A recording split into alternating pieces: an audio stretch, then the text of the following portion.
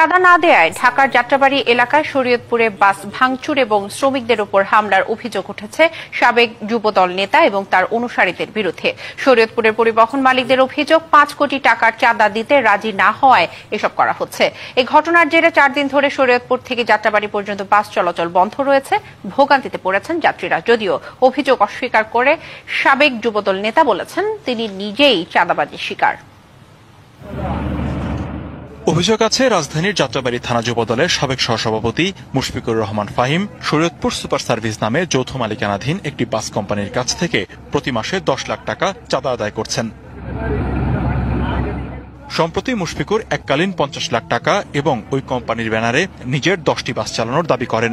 বাস মালিকরা বলছেন এ দাবি পূরণ করতে হলে রুট পারমিট ও আনুষঙ্গিক খরচ হবে প্রায় 5 কোটি টাকা। তাই এটি না মানায় মুশফিকের অনুসারীরা যাত্রাবাড়ীতে শরীয়তপুরগামী বাস চলাচলে বাধা দেয়। প্রত্যেকদিন 30,000 নিলে মাসে 10 লাখ এটা নিতেছে মাসিক। এখন বড় এমন বলতেছে 10টা গাড়ির গ্যাপ চায়, সেই গ্যাপের হিসাব করলে আমাকে 5 কোটি টাকা ভ্যালুয়েশন আহে। বড় ধরনের দাবি করতেছে, সেইটা আমাদের বিরোধ, আমরা সেটা দিতে রাজি না। এতে গেল বুধবার থেকে শরীয়তপুরের কোনো বাস যাত্রাবাড়ী পৌঁছাতে পারছে না। ভোগান্তিতে পড়েছেন যাত্রীরা। না যেতে বলতে অনেক সমস্যা হয়, ওখান থেকে যারা অন্য বাসে যাবে তাদের জন্য সমস্যা হয়। আমরা যাত্রাবাড়ি গেলে দামগুলি সুবিধা বেশি, আর রাস্তা নামালে দাম ভোগান্তি। চাঁদা চাইছে, ঠিক আছে, এই কারণে। দর্শকবৃন্দ, এই চাঁদাবাজির ঘটনাটি শুনলেন। আসলে কি লাভ হচ্ছে এই চাঁদাবাজি করে? নিজেদের দলের দুর্নাম হচ্ছে, সুনাম ক্ষুণ্ণ হচ্ছে। ইভেন কি বিএনপি থেকে মানুষ এবং জনগণ যে ভালোবাসার একটা আস্থা ছিল, সেগুলো থেকে মানুষ দূরে সরে যাচ্ছে। এই যে ডাকসুর নির্বাচন হলো, বিএনপির ভরাডুবি দেখতেই তো পারতেছেন। তারপরেও এই যে চাঁদাবাজি, আসলে আপনাদেরকে যে ভোট দিবে মানুষ, এই যে চাঁদাবাজির ঘটনা যাদের কাছ থেকে হচ্ছে তারা তো হচ্ছেই।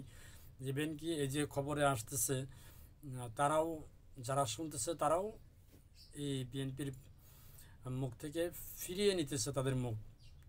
কেননা চাঁদাবাজি, দুর্নীতি, লুটপাট এগুলো কেউ পছন্দ করে না। তো যারা দেখার দেখবেন, ভালো থাকবেন। আসলে এগুলোর বিচার হবে না, কারণ দল বড় দল একটু চাঁদাবাজি করবেই। মাসে 10 লাখ এটা কোনো ব্যাপার হলো?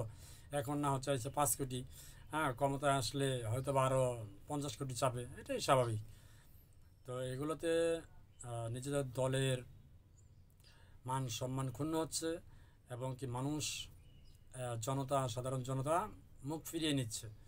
আগামীতে আপনারা যে ক্ষমতা আসবেন এরকম কোনো গ্যারান্টি এখন আর নেই, কেননা আপনাদের কারণে। তো যারা দেখবেন, ভালো থাকবেন এবং ভিডিওটা যদি ভালো লাগে অবশ্যই শেয়ার করে দেবেন, সবাইকে দেখার সুযোগ করে দেবেন। ধন্যবাদ।